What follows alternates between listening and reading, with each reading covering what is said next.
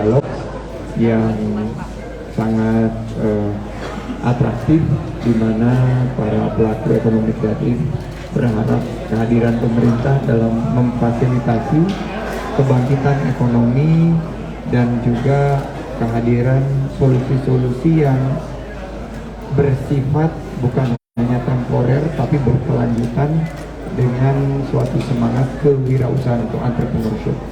Saya melihat tadi karya-karya terbaik yang dimiliki mulai dari film, musik, sampai kepada seni pertunjukan bisa kita kemas dengan pendekatan inovatif. Pengalaman saya sebagai pimpinan di dunia usaha, sekarang diminta di kementerian, bahwa untuk menyikapi tantangan ekonomi yang kita hadapi sekarang, kita perlu kolaborasi. Tadi Pak Bupati menyampaikan bahwa tinggalkan kompetisi, raihlah kolaborasi. Ini adalah pendekatan yang tepat karena kita harus bergandengan tangan. Krisis pangan, krisis energi di depan mata kita. Kutai Kartanegara dikaruniai Allah Subhanahu wa taala, Tuhan yang Maha Kuasa, dengan kekayaan alam yang begitu melimpah. Namun kita harus pastikan dikelola dengan penuh pendekatan yang berpihak kepada masyarakat, kepada usaha mikro, kecil, menengah, dan kepada ekonomi kreatif. Saya ucapkan terima kasih Pak Bupati. Silakan kalau ada yang mau ditambahkan oleh Pak Bupati untuk rekan-rekan media.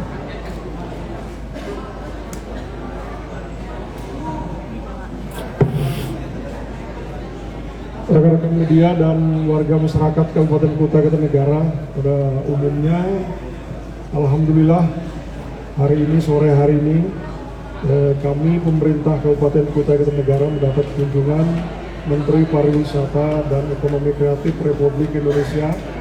Ini berkaitan dengan pelaksanaan Tenggarong International Folk Festival tahun 2022. Secara khusus, kunjungan Menteri Pariwisata dan Ekonomi Kreatif juga memberikan dorongan kepada komunitas-komunitas kreatif yang ada di Kabupaten Kutai Kartanegara. Tadi sudah disampaikan, tahun 2019 Kabupaten Kutai Kartanegara ditetapkan sebagai salah satu kabupaten kreatif pada tahun 2019.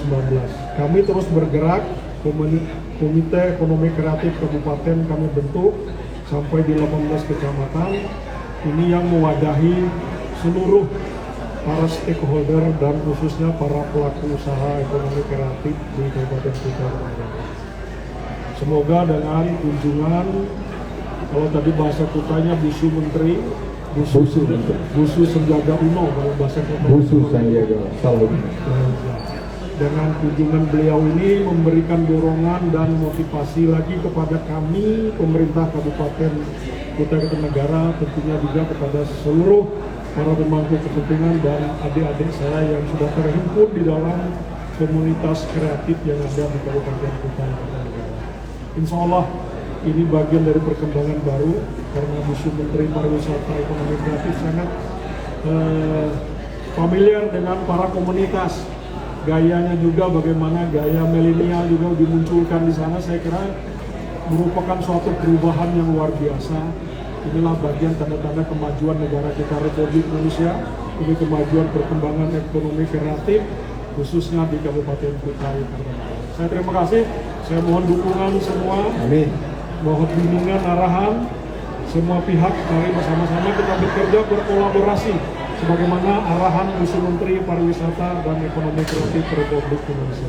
Kami kira itu. Terima kasih. Terima kasih Bu Metika, mungkin sebagai terima kasih kepada Busu Sandiaga Uno dan tentu saja pemerintah Kutai Kartanegara yang saya saksikan sendiri dari tahun ke tahun begitu banyak ide-ide yang gercep gaspol, dan juga mudah-mudahan kehadiran Bapak di sini, Busu di sini akan menambah semangat kita semua. Pak Haryanto, terima kasih teman-teman semuanya, tetap semangat.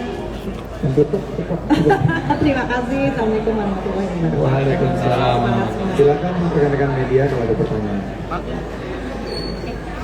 Izin Pak Sandi, saya Hajar dari izin Pak Sandi, saya Hajar dari Diskom Vokaltif.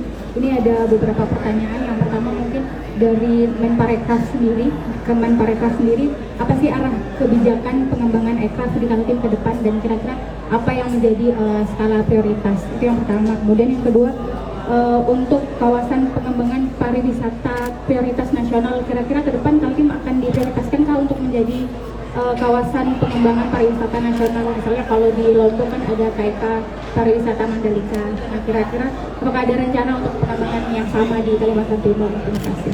Ya, singkat saja bahwa karena Kalimantan Timur ini adalah IKN, ini adalah provinsi yang melahirkan IKN.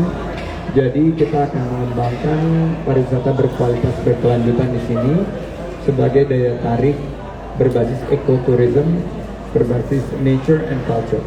Jadi ada pendekatan alam terbuka, keragaman budaya, dan tadi pertanyaan pertama, kalau produk ekonomi kreatif di Kutai Kartanegara sudah dipilih seni pertunjukan, tapi kita memiliki 3 subsektor yang menjadi andalan, yaitu kuliner, kriya, dan fashion.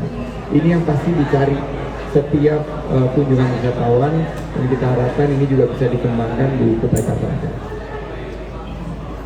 Lanjut, silakan. Pak, perkenalkan nama saya Elmo, wartawan Kata.id. Ingin bertanya Pak, Kukar ini adalah kabupaten yang luas Pak, memiliki potensi ekonomi kreatif yang besar juga Pak ya. Nah, dari pemerintah pusat sendiri bagaimana untuk terus memperkembangkannya, apalagi menyongsong IKN ini Pak?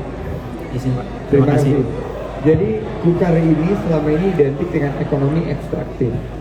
Kita membawa suatu narasi baru, yaitu ekonomi kreatif yang berbasis imajinasi, kreativitas, inovasi, adaptasi, dan kolaborasi. Nah, saya melihat bahwa pemerintah pusat dengan Bu Hetifah yang tidak kenal lelah selalu memperjuangkan dapil gitu loh.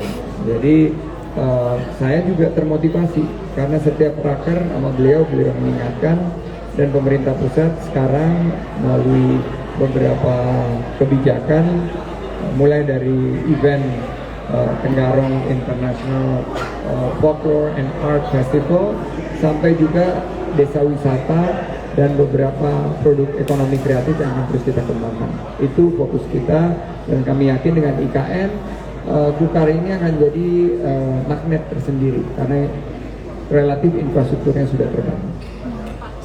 Kasih Pak ya. Tadi kan dari komunitas yang terjadi dalam kelompok bersayap nih Pak, itu dari segi kementerian itu potensinya bisa dikembangkan nggak sih? Itu yang pertama. Lalu yang kedua, ini kan ada TIFAF ya Pak. Nah, TIFAF ini bisa menjadi agenda rutin nggak sih tahunan untuk ke depan? Bisa banget, TIFAF akan jadi agenda rutin. Kuncinya Pak Kadis, Pak Bupati ajukan ke dalam Karisma Event Nusantara, dan ini sudah menjadi camp. Dan susah sekali membus 100 camp acara-acara yang dikurasi dan masuk ke dalam camp Karisma Event Nusantara. Nah, ini tembus.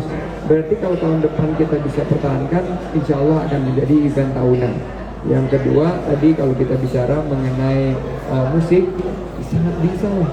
Mereka Congkil tadi, Pelanut Bersayap, punya kapasitas seperti band Kapital dan lain sebagainya, akan kita tingkatkan agar mereka punya prestasi yang fenomenal. Baik, bungkus? Bungkus? Kesempatan terakhir? Bungkus. 2, 1, and close the door. Terima kasih. Wassalamualaikum.